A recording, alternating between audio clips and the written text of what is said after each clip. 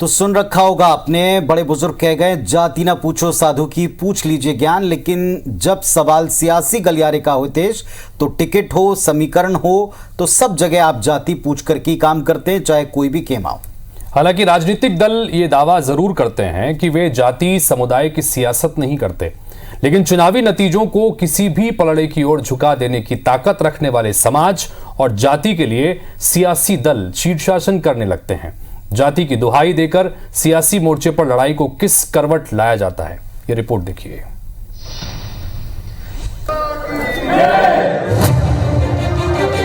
ये वो तस्वीरें हैं जब छत्तीसगढ़ के साहू, सिख और सिंधी समाज के लोग प्रदेश के सियासी दलों से मिलने पहुंचे थे। समाज ने पार्टियों पर दबाव बनाया कि चुनाव में उनके समाज के लोगों को भी टिकट मिले। हालांकि पिछले विधानसभा चुनाव में हार के बाद भाजपा ने इस बार अपनी रणनीति बदल दी है। क्षेत्रीय और जातिगत संतुलन के बजाय वो केवल जिताऊ कैंडिडेट को टिकट देने का फैसला कर चुकी है। पार्टी की पहली सूची में ये बात देखने को भी मिली।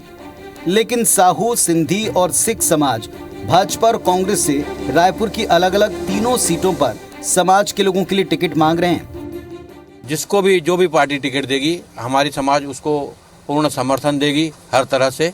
और उसी के लिए हम लोग विभिन्न राजनीतिक दलों से, उनके उच्च पदाधिकारियों से निरंतर पिछले 2 माह से प्रयास करते हैं। उनको आवेदन भी दिए हैं, प्रत्यक्ष भी मिले हैं। तो उत्तर से हो जाए, ग्रामीण से या पश्चिम से, इसमें बात चल रही है। अब कहीं ना कहीं से तो मिलेगा टिकट, चाहे कोई भी पार्टी दे। और जो पार्टी टिकट देगी उसके साथ साहू समाज बिल्कुल कंधे से कंधे उसको पार्टी के समाज के जुटाने की कोशिश करेंगे। बीजेपी नेता कहते हैं कि टिकट मांगने का अधिकार हर किसी को है और इसमें कोई बुराई भी नहीं। इधर कांग्रेस मानती है कि बीजेपी ने हमेशा समाज और धर्म के नाम पर राजनीति की।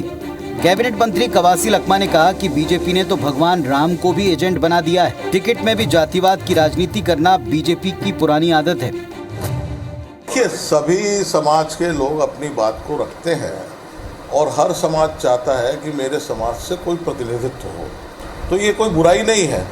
लेकिन जब टिकट मिल जाती है तो सर्व समाज जो है वो भारतीय जनता पार्टी का साथ देता है। वो जानता है कि भारतीय जनता पार्टी की रीति और नीति जो स्पष्ट है। ये भारतीय जनता पार्टी का टिकट है, किसको देना है नहीं देना है उनके घर का मामला है। लेकिन मेरा इतना ही सवाल है, ये टिकट में भी जातिकरण, इसलिए तो भारतीय जनता पार्टी जातिवाद को बढ़ाने करती है। रायपुर की 2 सीटों पर सिंधी और सिख समुदाय के वोटर किसी भी पक्ष में नतीजे देने की ताकत रखते हैं। यही वजह है कि साहू, सिंधी और सिख समाज की मांग को कोई भी दल अनदेखा नहीं कर सकता। सौरभ सिंह परिहार के साथ राजेश मिश्रा, IBC 24, रायपुर।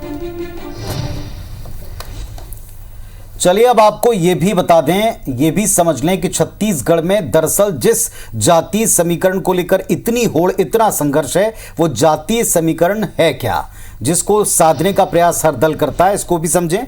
छत्तीसगढ़ में कुल विधानसभा सीटें 90, 39 सीटें इनमें से रिजर्व हैं। ST के लिए 29 हैं, SC के लिए 10 सीट रिजर्व हैं। तो प्रदेश में करीब 32% आबादी आदिवासियों की है और 13% अनुसूचित जाति वर्ग की है।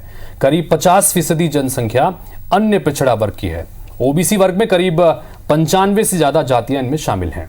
सबसे ज्यादा 22% साहू समाज के लोग प्रदेश में निवासरत हैं। छत्तीसगढ़ में प्रदेश की 37 विधानसभा सीटों पर साहू वोटर्स प्रभावी भूमिका में हैं और यही वजह के आदिवासी और अनुसूचित जाति के बाद बीजेपी हो या कांग्रेस, दोनों की नजरें OBC वोट बैंक पर रहती हैं, OBC वर्ग पर रहती। बिल्कुल, तो ये कहना गलत नहीं होगा, कोई भी खेमा हो वो इस गणित को दरकिनार नहीं कर सकता, नजरअंदाज नहीं कर सकता। तभी तो देश आप कॉन्फिडेंस देखें, वो कहते हैं कि किसी भी खेमे से मिले टिकट जरूर मिलेगा।